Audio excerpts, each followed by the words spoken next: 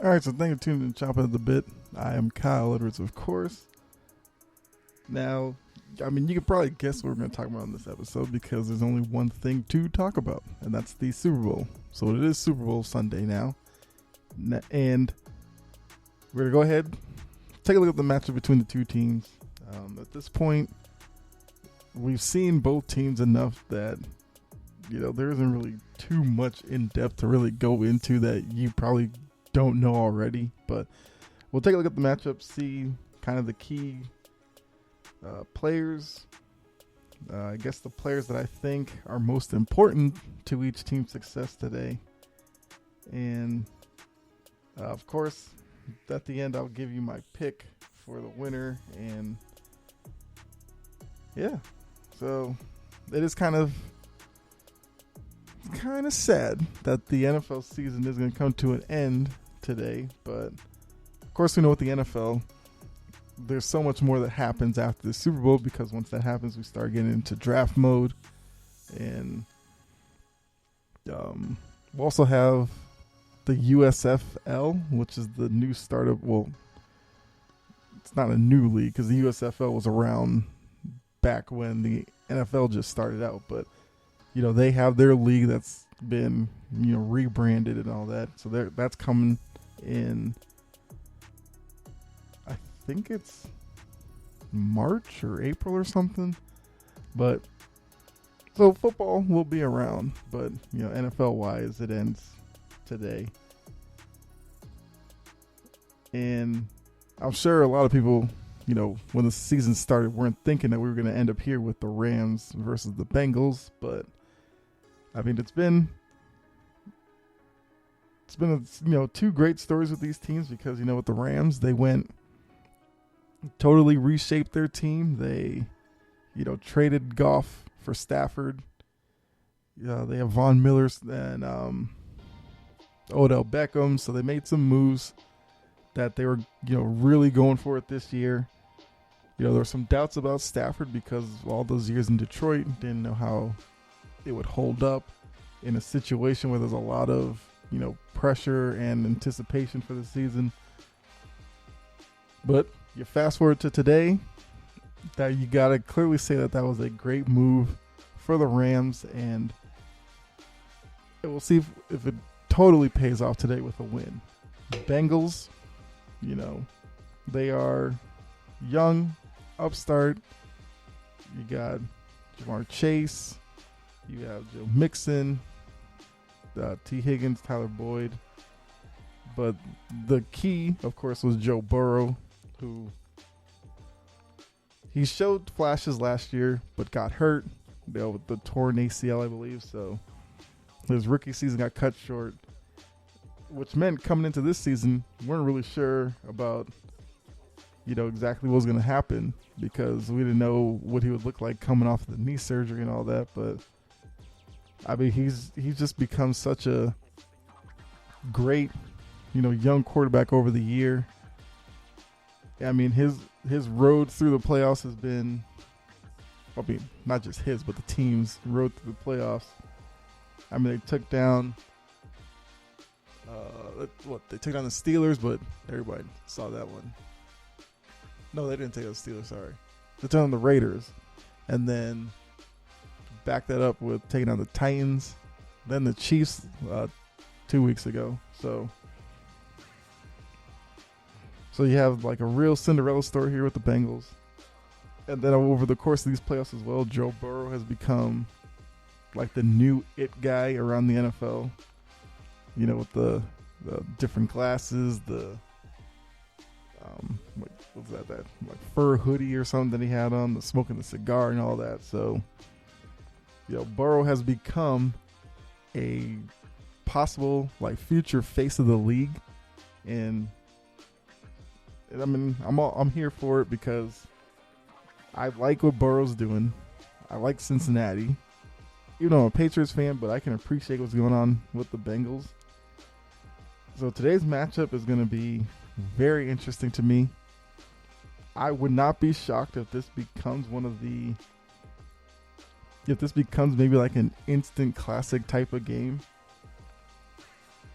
Then again, it could turn into a blowout because, as I'll get into, there is a key matchup that will have a big significance on how this game turns out. But I can't wait for it. At this point, was it like 6 hours away? So, yeah, it's going to be a good time. But, of course, with that, we're going to dive into all the matchups and all that. Now, I'm still trying to figure out whether I'm going to do all this into one episode or maybe two, but I want to talk about the Super Bowl props that have become a big thing, year after year. So maybe at the end of this episode, I'll go through some of the props that, were interesting to me and talk about those quickly. But the main focus of the episode is, of course, the matchup on the field. So with that, let's go ahead and take a look at it. Now, in terms of injuries, the interesting ones to look at are in the tight end positions, because the Rams, there was some question about Higbee, if he would play or not. We learned earlier in the week that he's going to miss the Super Bowl, so that's taken out of the equation. For the Bengals, their tight end, Uzoma, he took a pretty good hit in the AFC Championship game, and there's some questions about whether or not he'll be ready to play. He's still listed as questionable, whereas with Higbee, we know he's out already. So that's something to watch. But that was just a little quick note before really diving in. And when you look at these two teams, like just looking quickly at their stats, both teams throughout the season averaged 27 points a game. The Rams gave up 18. The Bengals gave up just shy of 20 points a game. So very similar there. Total yards per game, the Rams about 387. Bengals 385. Once again, very similar. Yards passing a game, Rams 288. Bengals 283. Rams yards rushing 99. Bengals 103. So offensively, both of these offenses are very similar when you watch them. And I think because of that, it could be something of an instant classic. Because we know that, offenses, you got to put points on the board to win. Unless you just have like an overly dominant defense. But I don't know, it could turn into a shootout of sorts, which I think it's been like a few years since we had like a real shootout in a Super Bowl. The biggest difference though is defensively, and this is something that throughout the episode that I will, want you to remember as I talk about all this. But the Rams throughout the year, they gave up 287 yards from opposing teams, whereas the Bengals gave up 396. That's a big difference there. And that's something that could play into a lot of this. Passing yards allowed, Rams 233, Bengals 268. We know the Rams have at least the best player in the secondary in Jalen Ramsey, and that's the big factor there. Rushing yards allowed may be the biggest stat coming into this game. Rams only gave up 54 yards a game, which is incredible for a whole season. The Bengals gave up 127 yards a game. So the Bengals defensively are going to have to really step their game up in this one to give the Bengals a better chance. Now, these defensive numbers haven't obviously been a problem throughout the AFC playoffs because the Bengals have made it here. But now, with a Super Bowl type game, everything is even more pressurized. A missed assignment here can swing momentum even more than in a regular season game. A missed tackle on a run where maybe should have been a 3-yard run, turns into a first down, 15-yard run. Those type of plays are like even more damaging in a Super Bowl because, like I said, with emotions already riding high, both teams want to come out and have their best game of the season.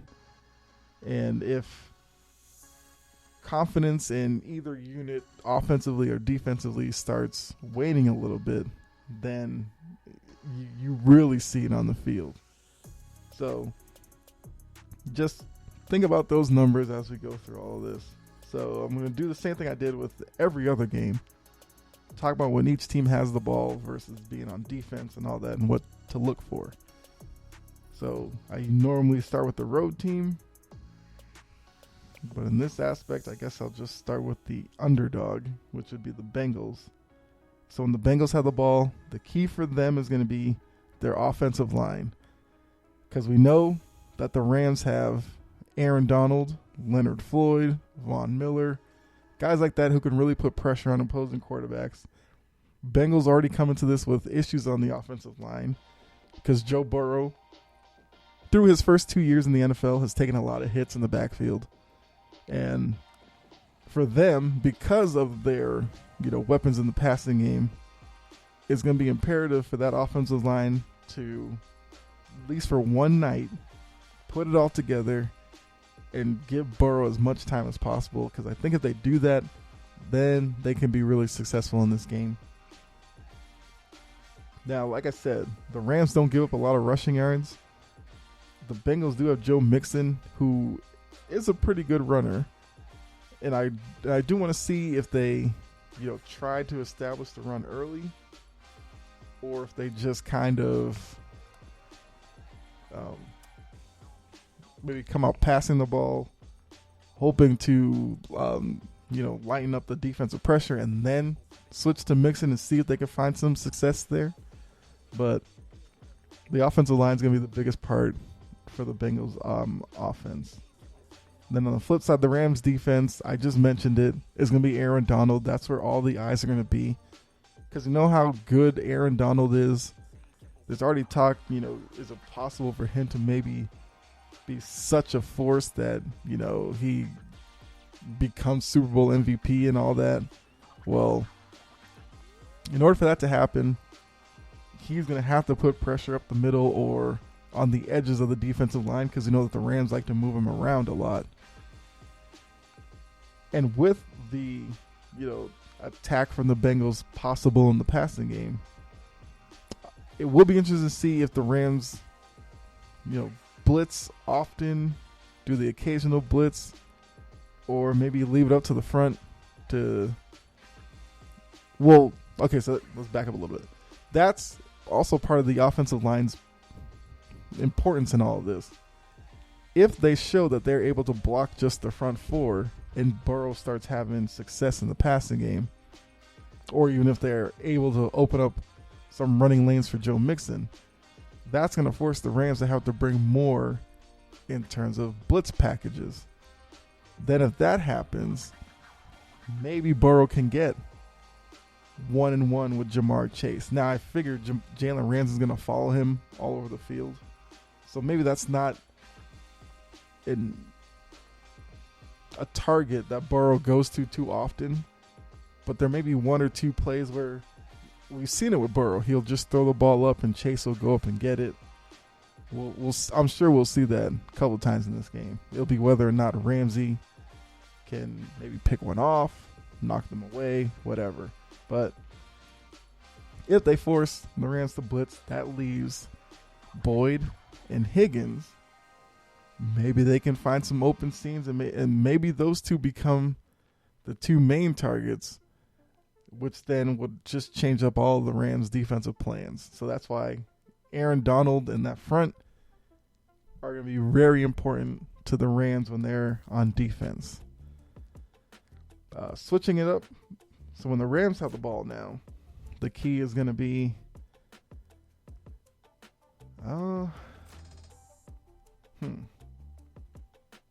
See, I want to say a running attack, but I don't think it's that important for the Rams because The Rams offense is basically based around Stafford in the passing game. They use the running game just kind of like as a means of a change-up at times. So I guess offensively it's going to be on Kupp and Beckham to, I guess, try to dominate the Bengals secondary. Because as we talked about, they do give up. What they give up? Well, they give up like 268 through the air. But like I said, since it's a passing offense, those are the two major targets for Stafford. Kupp more so than Beckham, but from Beckham's time in LA, which I think was the perfect timing because that's when we learned that Robert Woods wasn't going to be able to play anymore this year. Beckham has been a perfect complement to Kupp because Kupp, yes, is the number one receiver. Everybody knows that. He's Stafford's go-to guy. But if you pay too much attention to Kupp, which will probably be an issue for Cincinnati, then Beckham has the speed, the ability once he catches the ball to make plays with his legs, and he just has the ability to get open where maybe Beckham's the type who goes for 10, 11 catches in this game. I don't know, but we'll see. So obviously the passing attack is going to be the most important for the Rams on offense. Defensively for the Bengals, it's going to be, I guess, what do they do in coverage? And could be a guy like, what's his name? Mike Hilton, who's I think he's a nickel corner or something like that. And so he's the guy who kind of floats around. He'll play underneath coverage under guys. Cincinnati will bring him on blitzes sometimes. We saw that in the was it the game against Kansas City? I think he blitzed off the Mahomes' right and caused the pass deflection or something like that. But I think he's going to be an important player in the secondary for the Bengals because we'll have to see. Do they put him out on Beckham maybe with some help over the top? Does he? I don't know. I just think he's a guy that they're going to probably use in several different ways and see if they can find some success somewhere. Trying to play some tricks on Stafford in the offense. Now, of course, secondary to that's going to be Hendrickson and the guys up front because just like with Donald, you're going to want your front to put some pressure on the opposing quarterback, obviously. So if they can get Stafford off of his spot, then you can mess up the rhythm of the passing game and then give yourself a better chance to win. So yeah, that's the matchup on the field. Offensively, defensively with both teams. I gave you key players to look out for. So yeah, those are the names you'll probably hear a lot throughout the game. And like I said, I've been going back and forth all week with this one on who I think is going to win. But I guess it is at that point where I probably do have to give a pick at this point. So the Rams come into this game as a 4.5-point favorite. And like I said, it's basically the two ways any game could go. But with this one, that 4.5 is an interesting number. Because in the back of my mind, I think this is going to come down to a field goal either way for some reason. If that's the case, I like, was it Evan McPherson with the Bengals? Of course. I mean, the guy's been clutch all playoff. He had that little TikTok video where he kicked the football from down on the field and opened up a bottle or something. So the accuracy is there with him. So I'm sure if it comes down to a late kick, the Bengals will have all the confidence in him. So I think I'm going to go with the Bengals to cover. So Bengals plus 4.5. Go with that. And you know what? This may be crazy, but I have a weird feeling that the Bengals are going to figure it out and pull this game out. So give me the Bengals to win outright. And of course that means they're going to cover the 4.5. So that is my pick for the game. So obviously let me know what you think, and several ways you can do that. Follow me over at Chompin' Podcast on Twitter. You can let me know your picks there. And, you can like the Facebook page, Chomp It at the Bit. Let me know there. Leave a comment or review and put your pick down there wherever you're listening to this. So definitely let me know that. So I guess with me picking that as the winner, my pick for the MVP then would have to be, well, it doesn't have to be, but I think it's going to be Joe Burrow. It's going to be the MVP of the game.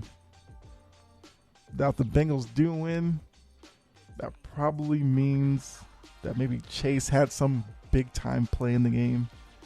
But I think all roads are leading to Burrow being the MVP if the Bengals do win. Flip side, if the Rams win, well, I'm not going to talk about that because I'm picking the Bengals to win. So now, with that, like I said, another aspect to the Super Bowl that has become increasingly more popular throughout the years has been the Super Bowl props. Now, if you don't know what those are, they are these, I guess, instances that can happen over the course of the game broadcast, the halftime show, which, side note, I am excited to see the halftime show.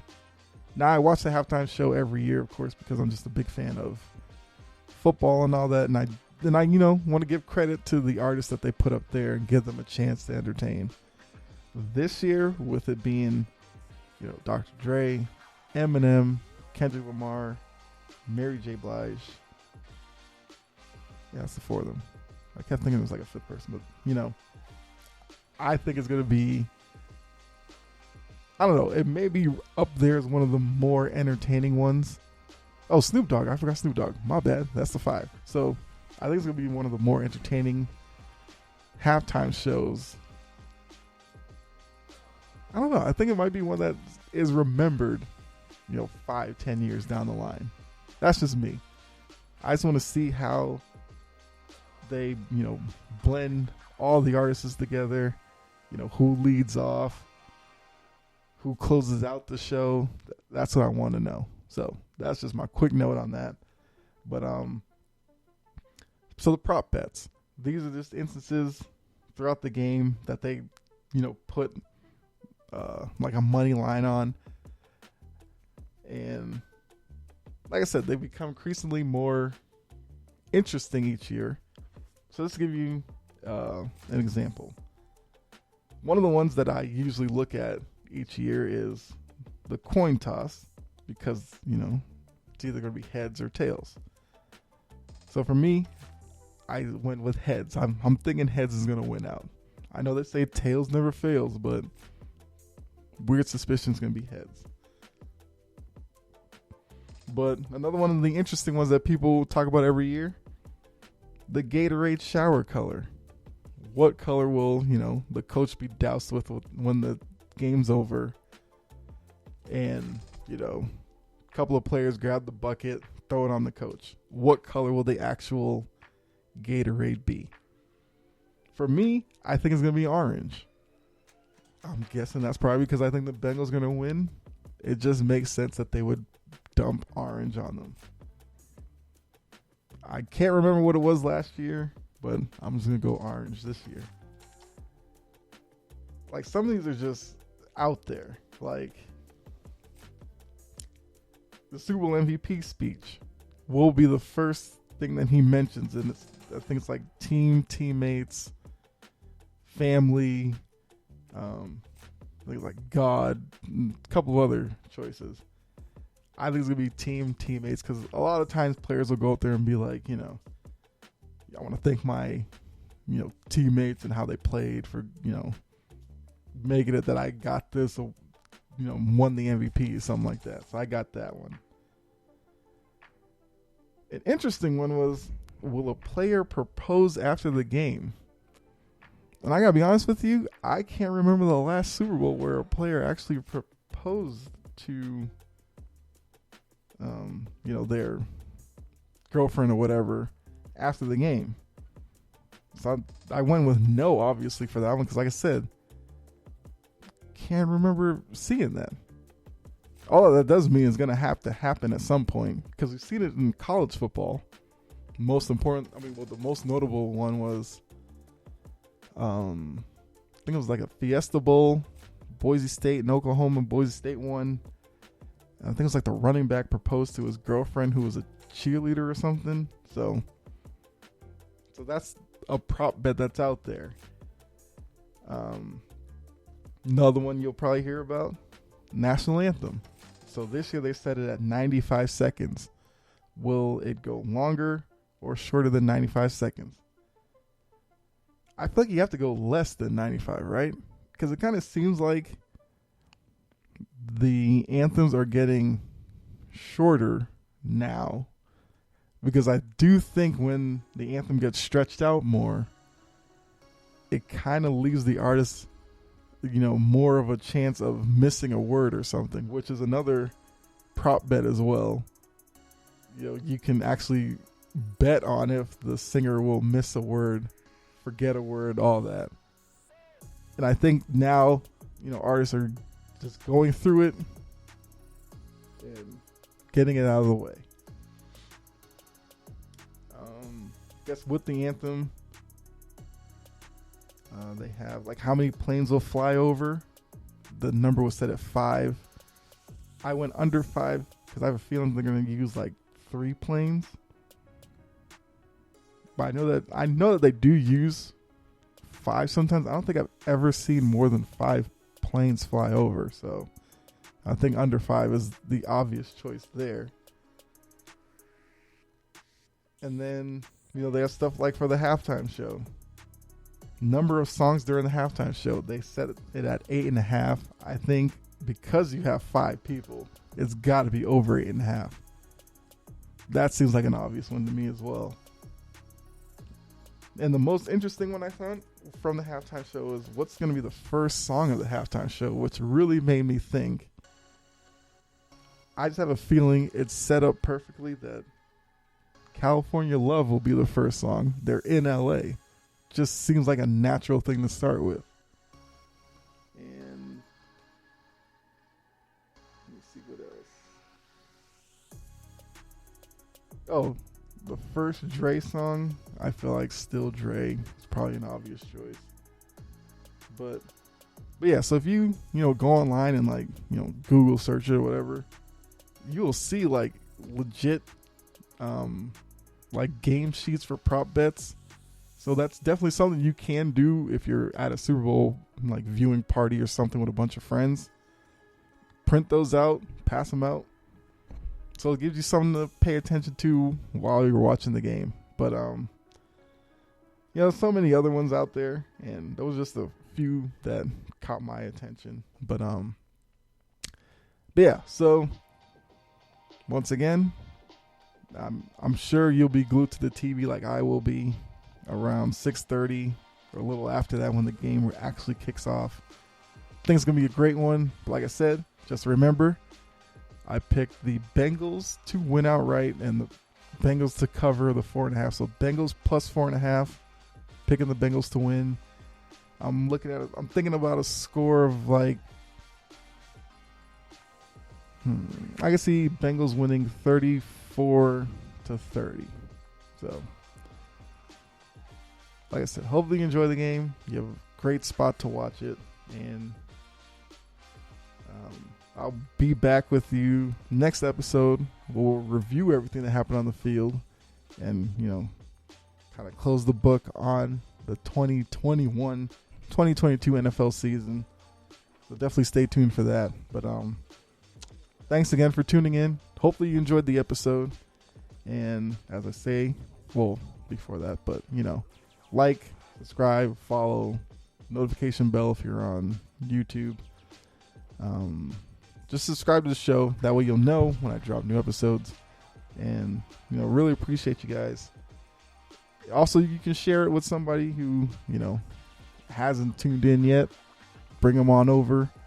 And let's go ahead and, grow the audience here. So, thanks again. Be safe out there. God bless. I'll catch you next episode. All right, I'm out.